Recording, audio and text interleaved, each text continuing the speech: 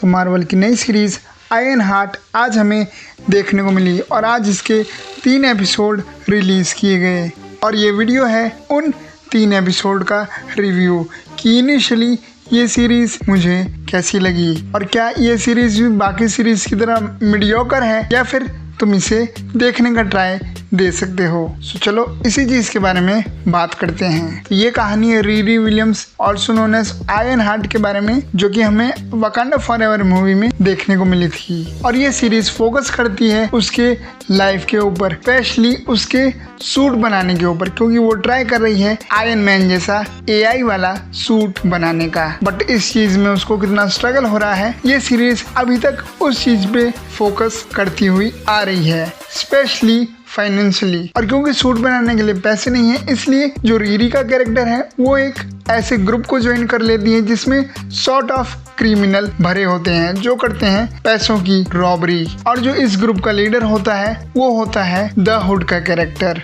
जो कि इस सीरीज का विलेन होने वाला है। और मैं जो थोड़ा बहुत एक्साइटेड हूँ इस सीरीज को आगे देखने के लिए, वो केवल हुड के कैरेक्टर के लिए ही हूँ, क्योंकि हुड के कैरेक्टर के साथ जुड़ा हुआ है magic and the element of mystery. तो मुझे ये देखना है कि हुड के कैरेक्टर के साथ आगे क्या होता है। और अगर तुम बात करोगे वहीं दूसरी तरफ रीरी विलियम्स के ऊपर, तो उसका जो कैरेक्टर का फोकस है वो है अभी सूट बनाने के ऊपर। और वो सूट के साथ साथ एक AI भी क्रिएट कर देती है, जो कि बिल्कुल ही दिखता है उसकी डेड फ्रेंड नेटली की तरह। और जो रीरी विलियम्स है, हमें उसकी भी पास्ट की ग्लिम्स दिखाई गई है और उसके पास्ट के अंदर उसकी जो फ्रेंड प्लस उसका जो फादर होता है, उन दोनों की डेथ हो चुकी है। और रीरी इन दोनों कैरेक्टर से ही बहुत ज्यादा क्लोज थी और हमें बीच बीच में इनके फ्लैशबैक भी दिखाए गए हैं। प्लस जो इसकी फ्रेंड है वो तो अब AI के रूप में रीरी के साथ ही रह रही है। बट अगर हम बात करें ओवरऑल सीरीज की कि ये सीरीज ओवरऑल कैसी है, तो मैं तो इस सीरीज को बोलूंगा जैसी सीरीज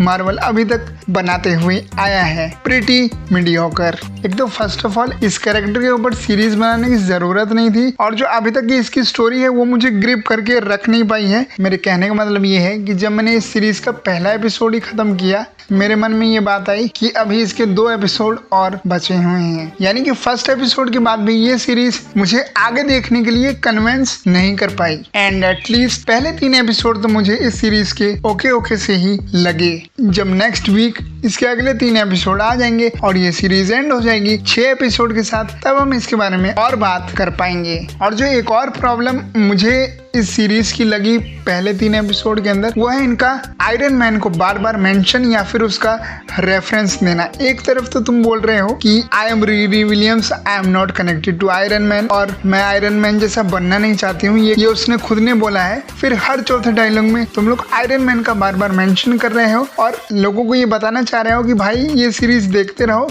आयरन मैन से रिलेटेड कुछ होगा। सो ये वाली चीज भी मुझे पसंद नहीं आई। और अगर तुम इस सीरीज को स्किप भी करना चाहो तो तुम इसे स्किप कर सकते हो, क्योंकि मुझे नहीं लगता कि आने वाले फ्यूचर के अंदर इस सीरीज का कुछ रेलेवेंस होगा, एटलीस्ट सीक्रेट वॉर्स तक तो। बाकी अभी 3 एपिसोड बचे हुए हैं, देखते हैं उन 3 एपिसोड में ये लोग हमें क्या दिखा देंगे। विद दैट आज की इस वीडियो में इतना ही। मैं मिलता हूँ तुम्हें किसी और वीडियो में, तब तक के लिए थैंक्स फॉर वॉचिंग।